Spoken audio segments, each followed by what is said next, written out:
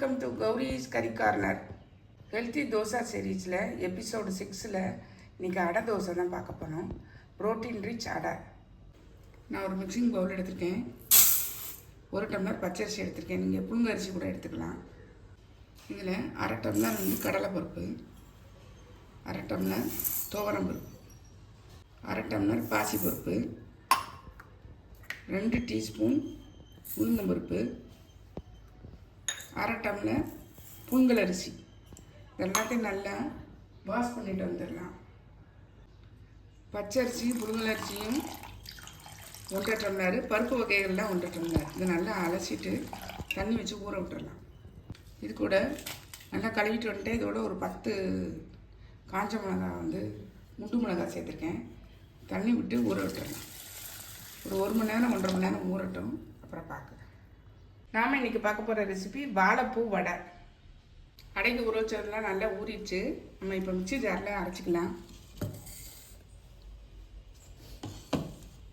இதில் 1 table spoon அளவு ஜீரகம், ஒரு 5-6 பல்லு பூண்டை சின்னதாக கட் பண்ணி வச்சுருக்கேன். நீங்கள் அப்படியே கூட சேர்த்துக்கலாம். இதில் இந்த பருப்போடு ஊற வச்ச மிளகாவையும் இதிலே சேர்த்துருவோம். அதாவது காஞ்ச மிளகாயை தண்ணியை வடிச்சிட்டு இதில் சேர்த்து நம்ம அரைச்சிட்டு வந்துடலாம். அரைச்சிட்டு வந்துட்ட பாருங்கள், குறகுறப்பாக அரைச்சிட்டு வந்திருக்கேன். இப்போ இதில் மாற்றிடலாம். இன்னொரு பேட்ச் நான் அரைக்க வேண்டியிருக்கு, அரைச்சிட்டு காமிக்கிறேன். எல்லாத்தையும் அரைச்சிட்டு ஒன்றா சேர்த்துட்டேன். இப்போ இதில் 1/2 டீஸ்பூன் மஞ்சள் தூள் சேர்த்துக்கிறேன். நல்லா மிக்ஸ் பண்ணி விட்டுறலாம். தேவையான அளவு உப்பு சேர்த்துடலாம்.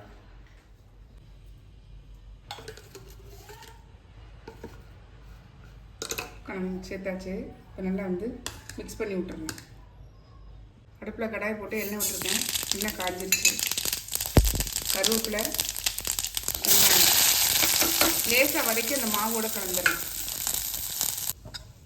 வதக்குனதை நம்ம இந்த மாவோட கலந்துடலாம்.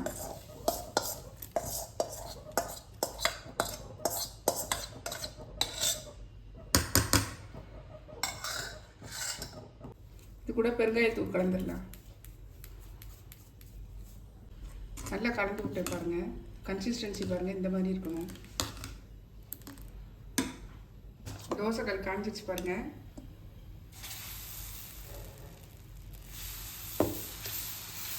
ரெண்டு கரண்டி விட்டு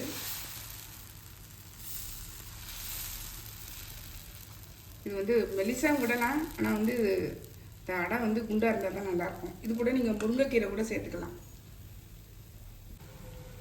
சுற்றி கொஞ்சம் எண்ணெய் விட்டுறலாம்.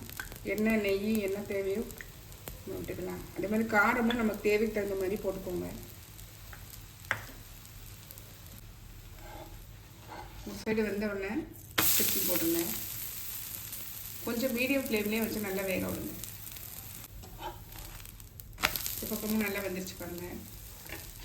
இப்போ நம்ம எடுத்துடலாம். சூப்பராக ரெடி ஆயிடுச்சு பாருங்கள் அடை தோசை. நம்மளோட அடை தோசை பாருங்கள், சூப்பராக ரெடி ஆயிடுச்சு. டேஸ்டியாக இருக்குது. ப்ரோட்டீன் ரிச் அடை தோசை. கண்டிப்பாக ட்ரை பண்ணி பாருங்கள். தேங்க்யூ. புளிக்க வைக்க வேண்டாம், அரைச்ச உடனே சுட்டுடலாம். இப்படி உள்ள இந்த அடை தோசையை எப்படி செய்யலான்னு பார்க்கலாம் வாங்க.